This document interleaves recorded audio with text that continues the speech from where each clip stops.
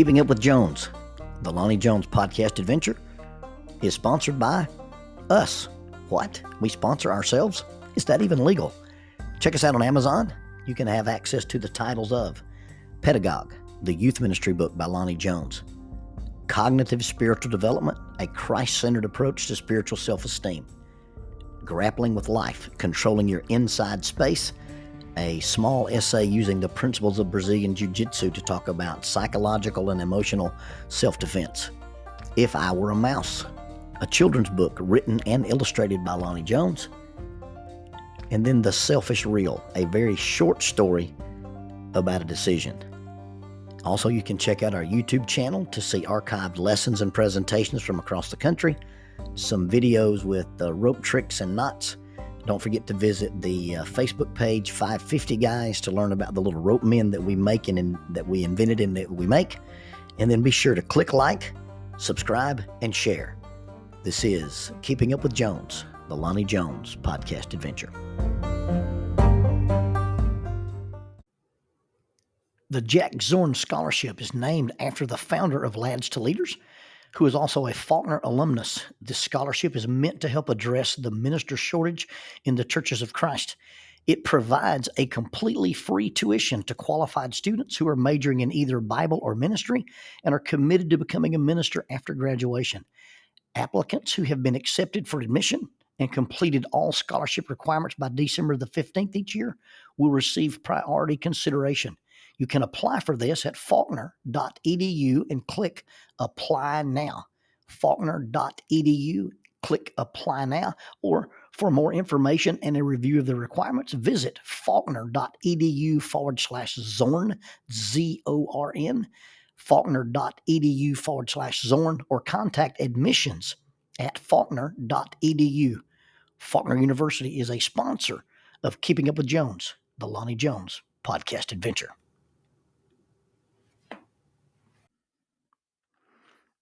We, and by we I mean 3 young adult males and I, and as much as it hurts to admit it, I was the oldest guy in the group and should have been the most mature. We're about to enter a local fast food place. And as we got out of the vehicle, a very small, very obnoxiously loud, lowered finned rice rocket road racer whipped into the parking lot. We all had to jump back and adjust our position to avoid becoming street pizza.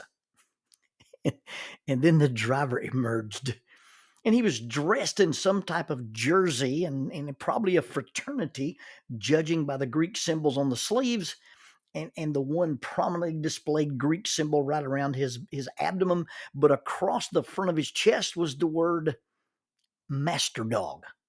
Master Dog, one word. Now, I'm not up to date on my frats, my clubs, my Shriners, but I can only surmise that a master dog, one word, is slightly less important than the lustrous potentate and somewhere above a running lackey dog. I've never really understood the whole Shriner thing. I don't understand the conventioneer, fez donning, vest wearing with all the merit badges and patches. But if that's your thing, why not? Go big or go home, wear all the stuff that you can. I was at a training with Ben Hayes one time. We were in Chattanooga, and we were attending a 5-day workshop on trauma-informed hypnosis. And we were in one conference room, and the conference room next to us, just separated by a sliding wall, was a convention. And every time we had to transition from our room to a break room or our room to lunch, or even in the morning or even in the evenings, we had to navigate through about 300 people who were bedecked in all the trappings of conventioneers. And as we would negotiate through the tangle of bodies straight out of Hey Hira, Georgia, Ben Hayes would sing, "It's the 43rd annual convention of the Grand Mystic Royal Order of the Noble." I warned him. I said, "Ben, if I'm forced to fight my way out of this, I will use you as my weapon." Now, he's not actually afraid of me. He's not intimidated by me. And so his threats did not deter his singing. And he did this the entire week that we interfaced with the Shriners group. But I digress. We tried to enter Wendy's, and the master dog cut us off abruptly. and walked in front of us. Now, he opened the door just wide enough to allow his 110-pound skinny form to slither into the opening and close behind him. Now, normally in the South, when you enter a building, you hold the door wide enough so that other people can go through the same opening, or you stand aside and let them enter first, and then by convention, they will go ahead and give you your place ahead of them in the line. But I'm not a big dog, and I'm not a master dog, so I stood there quietly as this kid bounced in front of us. We opened the door for ourselves, and as we started to approach the counter was separated from the general public by a series of those little metal rails. I think now it's just politically correct to have some kind of webbing or some kind of tape up. But this back in those days when you had the metal railings like they have at Six Flags, and we were just about to get in and form up in the queue and establish a line. And we entered the end of the little guardrail thing, but Master Dog slipped lithely under the railings, the lowest railing, kind of like a Spider-Man crawl, and he emerged in front of the line, in front of not only our party, but the few customers that were already in line ahead of us. And then he just stood there. He stood there in his best pose and displayed the back of his jersey, which read, "Too bad for you." Now, this is in the days before we spent our time abbreviating stuff and using emojis. The only time anybody had to ever decipher encrypted letters all jammed together with very few vowels and a few numbers mixed in, when you're looking at vanity car tags. Now, probably one day we're going to discover that everything we think we know about Egyptian hieroglyphics is just wrong. And we're going to realize that the walls of the pyramid and all those things the Egyptians did were just covered by emojis. But anyway, there's this kid with a warning or an advertisement on his back. And it says, "Too bad for you." Now, I don't know if it means it's too bad that he broke line in front of us, or it means that he is too bad for us to handle. But the only problem is with his sign, "Too bad for you," it was abbreviated. He didn't use the 15 spaces required to spell out the whole sentence. But he's wearing what looked like was a personalized vanity plate version with the number 2, the letters BAD, the letter 4, and the letter U. 6 characters, no spaces. Now they should require 15 spaces, but he crammed it into 6 because that's all he had the room for. You see, I'd not been impressed with this kid up to this point, and I might have been impressed if this waif had had broad enough shoulders to accommodate all the 15 spaces necessary to support the sentence declaring that he was too bad for you. If you could have spelled it as a full declaration, I'd have given him some points. But as it was, his shoulders were about as wide as a license plate. Now, I'll readily admit he may be too bad for me. I mean, Bruce Lee only weighed 130 pounds. But too bad for you, Master Dog stood there with his arms folded, back flared, in full defiance to us all. And he clearly suffered from ILS, imaginary lat syndrome. Bruce Lee, at least, was all muscle. This kid looked emaciated, like he'd spent the last several years in an episode of Alone or in a prison camp. But nonetheless, he stood there regaled in all his fraternity majesty, displaying that he was indeed too bad for us. And he stood there with all the confidence of a 4-year-old wearing a Batman t-shirt. You may find it hard to believe that in my younger days I had somewhat of a filter problem, and that I would say things and then on reflection would later regret it. Most people would agree with part of that statement, that I would say things they probably don't believe that I actually regret them. But I opined to my companions who were standing in line with us, and I just simply said, in my experience, if this were true, one would have room to spell the letters all the way out across their shoulders. And yes, I said it. I said it out loud. I should not have said it, nor should I have said it as loud as I said it, but I said it. And it had sufficient volume and timing such that everybody in the line, not just the guys with me, but everybody standing beside Mr. Too Bad for You, began to laugh. And they laughed loudly and they laughed sustained. And it reached a level of discomfort. I even suffered a little bit from some vicarious embarrassment. I did not know everybody could hear me. Mr. Master Dog never looked around. He slid beneath the rails and scampered out like a run-over dog, and he went out the way he came in. My initial thought was, hey, he'd go into the vehicle and retrieve a pistol, and I'm about to be on CNN. But he simply got in his little souped-up ride and raced away. Cujo had become Odie. And I'm superimposing a lot of things here. This young man may have just decided he didn't want Dave's original single, which I can see that. There's no way this kid is a double with cheese, frosty kind of guy. He may have had pressing business that only master dogs are qualified to deal with. But I believe he left because he realized he wasn't exactly as bad as he thought he was. He wasn't too bad for anyone. In fact, he went from being too bad to just feeling bad. And some of that was my fault. I'd said the things in a jesting manner, but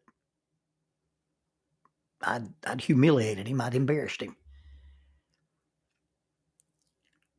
But he'd advertised a slogan, and he was attempting to behave in character with his slogan by acting bad, by being rude, or by being unaware of others, or simply just by breaking line. He'd had a slogan, and he tried to live up to it. Now, had he had a slogan that said, I'm rude, if he'd written on the back of his shirt, I don't care about others, if he'd written on the back of his shirt, me first, I could have probably lived with that. But the vanity plate 2BAD4U, number 2, BAD, letter 4, letter U, I can live with that. So I said something, and I shouldn't have. It's embarrassing. It's humiliating when we make proclamations of who we are and what we are, and we get called out on it. It's embarrassing when we make bold claims about who we are and what we are, and somebody says, no, you're not. Or somebody gives you an opportunity to prove it, and you can't. I was at a stoplight one time, and the car in front of me had a bumper sticker, and it said, honk if you love Jesus. Well, the light turned green, and I noticed the bumper sticker, and I gave him a quick beep, and the guy angrily turned around and gave me the finger. Honk if you love Jesus, but I'm going to give you a rude gesture if you honk at me. Some dissonance there, some inconsistency there. You see, it's okay to have labels. It's okay to see yourself a certain way. Self-esteem comes from confidence, and confidence comes from competence. And competence simply means that talking said talk requires walking said walk.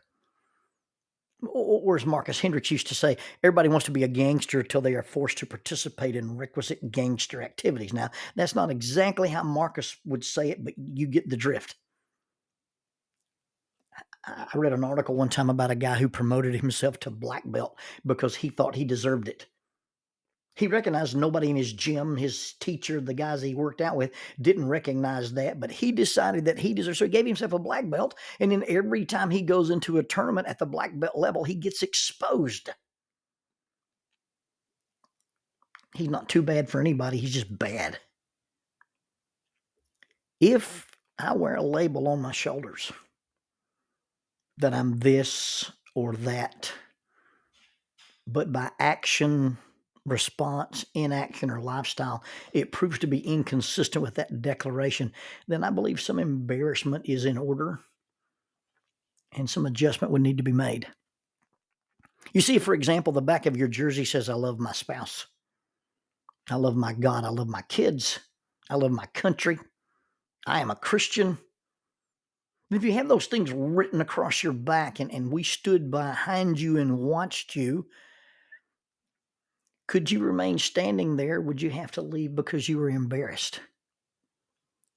A lot of people are confident, and there's nothing wrong with being confident. Some people struggle with being overconfident, But the difference in being delusional and being an imposter is in whether or not we are self-absorbed or self-aware. I think I'm good at some things. I'm not the best at things. See, there's nothing wrong with accepting the fact that you are good at something or that you are indeed something. The problem comes in only living to prove it or by being shattered if someone or anyone disagrees with it. You see, then our lives are controlled by hubris, arrogance, and maybe narcissism. But on the other side of that,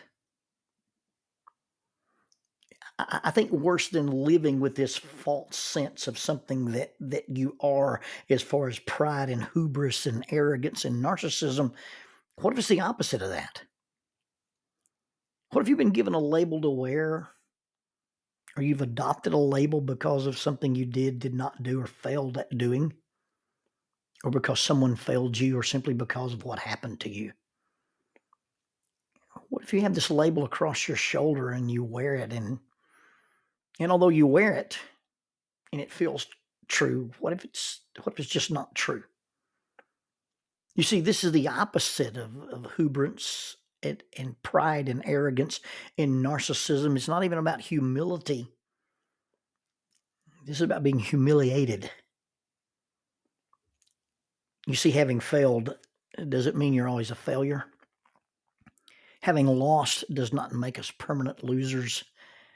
And having sinned does not make us perpetual sinners. The bad labels, the backs of our jerseys that tell us we are too bad for God, we are too bad for grace, we are too bad to be loved, forgiven, healed, accepted, or valued, those labels are everywhere.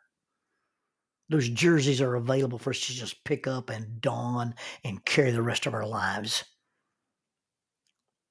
And sometimes we choose them for ourselves. Sometimes they're not chosen for us, but we choose to wear them because someone gave them to us and we just accepted them. The beautiful part of redemption is that justification is better than guilt. You see, that word justification is a word Paul will use 27 times in the New Testament, in the book of Romans and the book of Galatians. In every one of those instances except two, when he talks about justified, it simply means not guilty.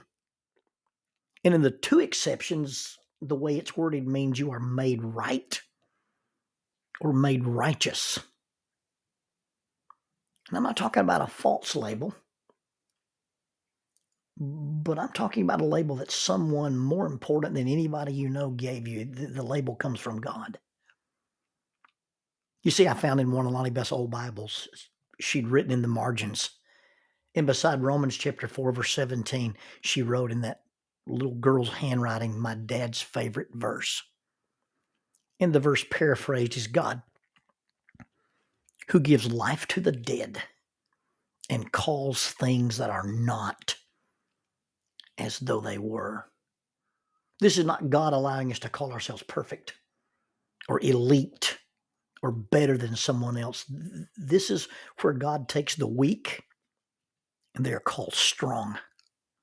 The dead are called alive. The lost are called found. The guilty are justified. The captives are free. The broken are mended. The useless are useful. And the sinners can be called saints. And those labels come from God. And it's not because of what we've done.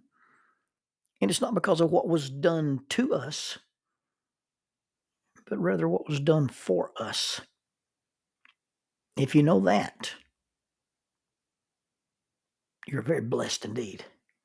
If you believe that, you're very blessed indeed. But if you don't know that, and you don't believe that, and you don't live that way, too bad for you.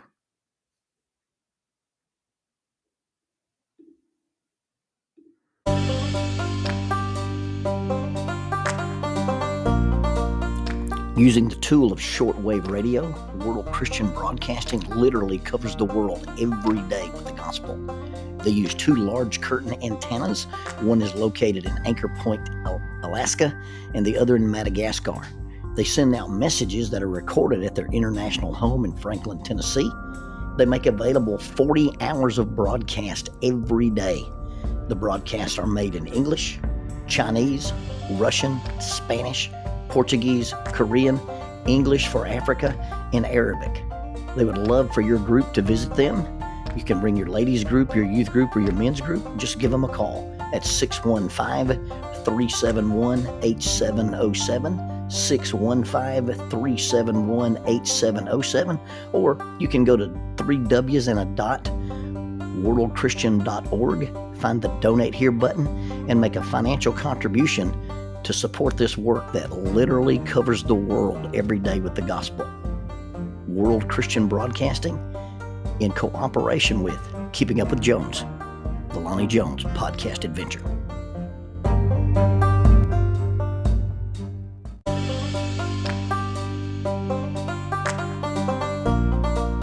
The mission of Heritage Christian University is simple. They aim to advance the churches of Christ by equipping servants through undergraduate and graduate programs. Heritage Christian University produces effective communicators of the gospel, focusing on evangelism and a commitment to Scripture. Heritage Christian University is accredited by the Association for Biblical Higher Education and offers the following degrees: Associate of Arts in Biblical Studies, Bachelor of Arts in Biblical Studies, Master of Arts, Master of Ministry, and Master of Divinity. Since 1968, Heritage Christian University, formerly International Bible College, has offered affordable degrees in biblical studies, allowing graduates to thrive in their ministries without the burden of loan debt after graduation. For more information about Heritage Christian University, visit www.hcu.edu. That's 3Ws and a dot, hcu.edu. Heritage Christian University is a sponsor of Keeping Up with Jones, the Lonnie Jones podcast adventure.